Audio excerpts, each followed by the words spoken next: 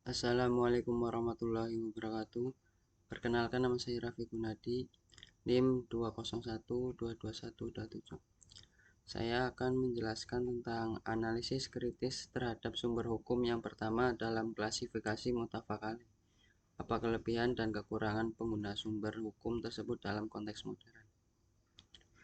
Dalam klasifikasi muttafaq alaih, sumber hukum yang pertama adalah Al-Quran. Berikut juga analisis kritis terhadap penggunaan Al-Quran sebagai sumber hukum, termasuk kelebihan dan kekurangan. Dari segi kelebihan, yang pertama, keabsahan dan ketegasan. Al-Quran dianggap sebagai wahyu ilahi yang tidak dapat diragukan keasliannya. Dalam konteks agama Islam, Al-Quran dianggap sebagai kitab suci yang sempurna dan tak tergantikan. Oleh karena itu, penggunaan Al-Quran sebagai sumber hukum memberikan keabsahan dan ketegasan dalam penetapan hukum. Yang kedua, landasan etika. Al-Quran tidak hanya berisi hukum-hukum yang spesifik, tetapi juga mengandung prinsip-prinsip etika yang melandasi hukum-hukum tersebut.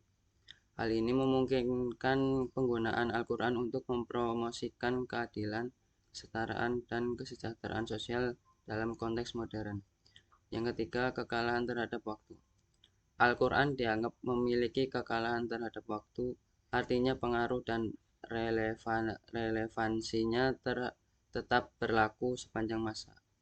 Oleh karena itu, penggunaan Al-Quran sebagai sumber hukum dapat memberikan stabilitas dan keberlanjutan dalam sistem hukum. Terus dari segi kekurangannya, yang pertama, tafsir yang beragam.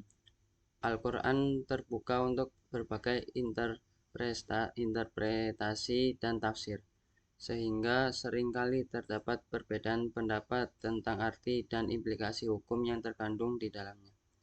Hal ini dapat menyebabkan keragaman dan konflik dalam interpretasi hukum Islam.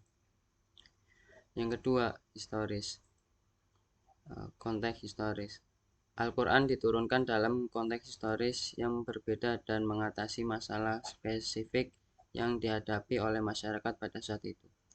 Oleh karena itu, beberapa hukum dan prinsip dalam Al-Quran mungkin perlu diadaptasi agar sesuai dengan konteks modern dan kebutuhan masyarakat masa kini.